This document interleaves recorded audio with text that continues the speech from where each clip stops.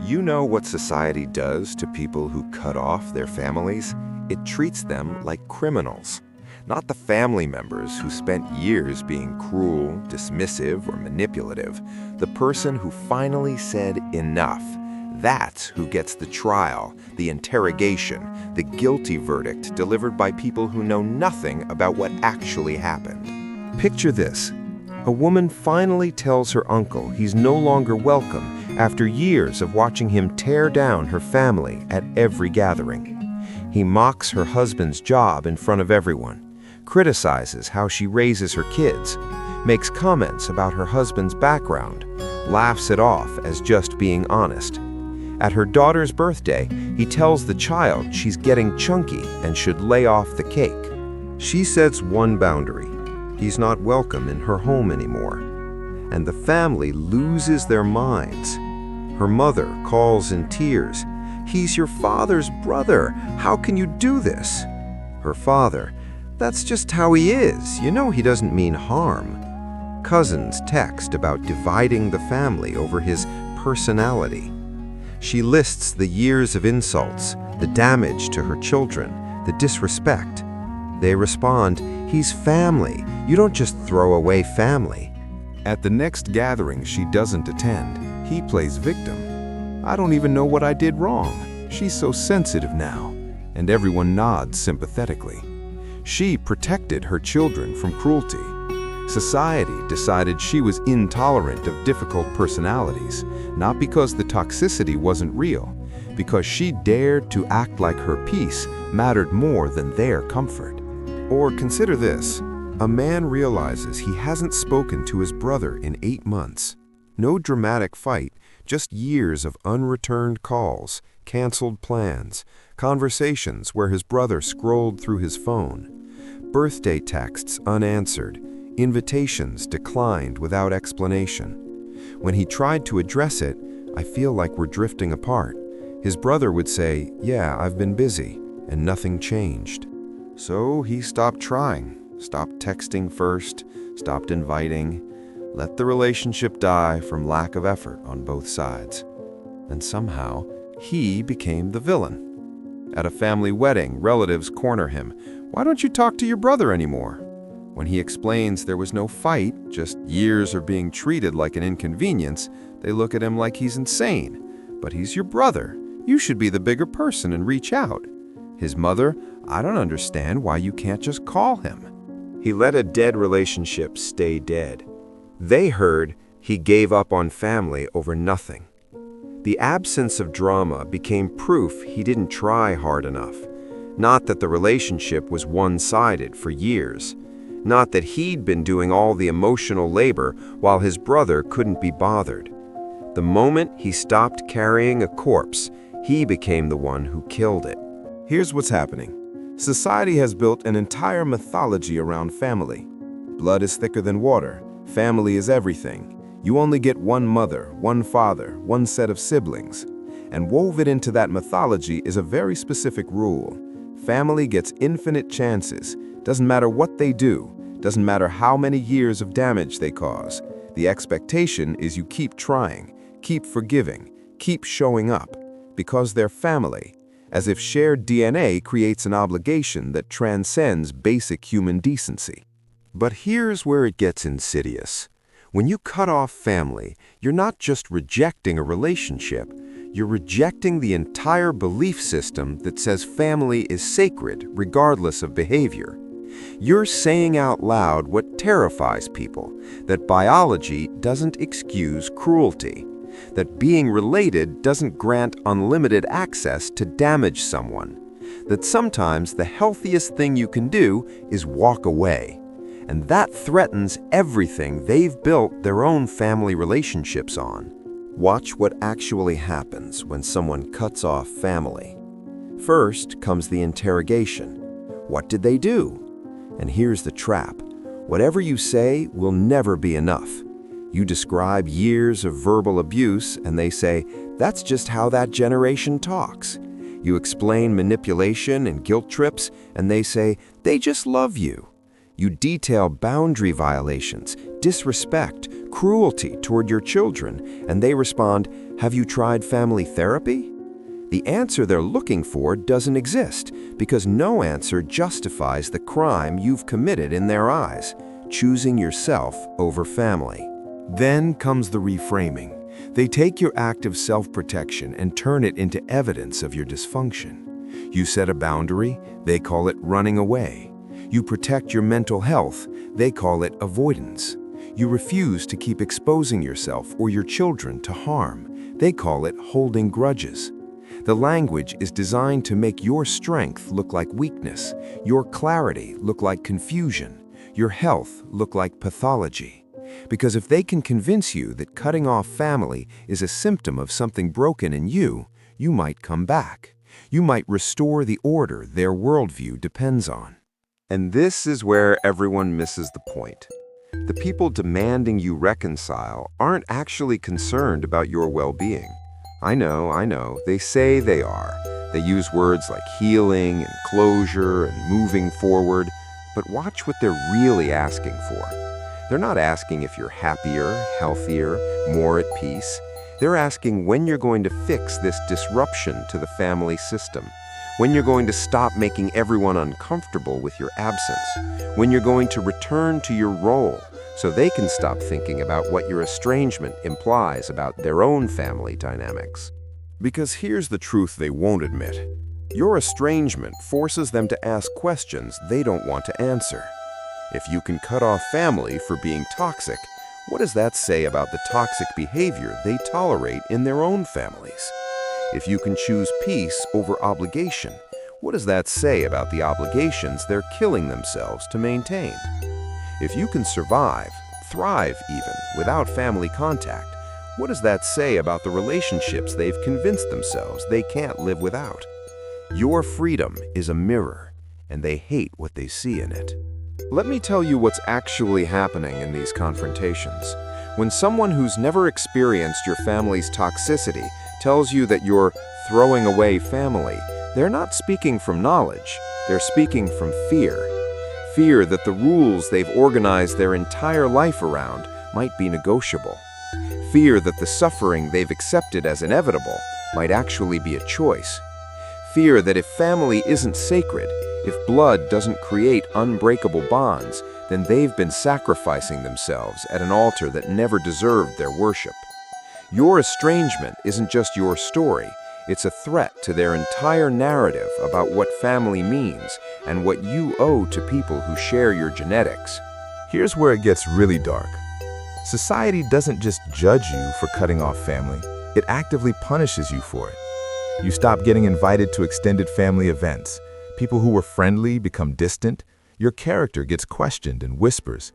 If they can cut off their own family, what else are they capable of? Your parenting gets scrutinized, your relationships get doubted. Anyone who could abandon family must have something wrong with them. The estrangement becomes a mark against you in every social calculation, a permanent black spot on your record that makes people wonder if you're trustworthy, stable, capable of real connection. Not because you've done anything wrong to them, because you've violated the sacred rule. Family comes first, always, no matter what. And the cruelest part? The family members who caused the estrangement get to play victim. They get the sympathy, the support, the benefit of the doubt. They're the abandoned parents, the rejected siblings, the hurt relatives who don't even know what they did wrong. Never mind the years of toxicity, the documented harm, the boundaries they trampled, the disrespect they showed, the cruelty they inflicted. In the court of public opinion, they're the wronged party. Because they're older, because they're trying, because they showed up to that one event or sent that one text, and isn't that proof they care? The narrative always centers their pain at being cut off, never your pain at what made cutting them off necessary. Psychologists call this flying monkeys, the people who do the abuser's work for them, often without realizing it. Your toxic family member doesn't have to chase you down. They have an entire army of relatives, friends, and community members who will do it for them, who will tell you that you're overreacting, being too sensitive, holding on to the past, punishing people who just made mistakes.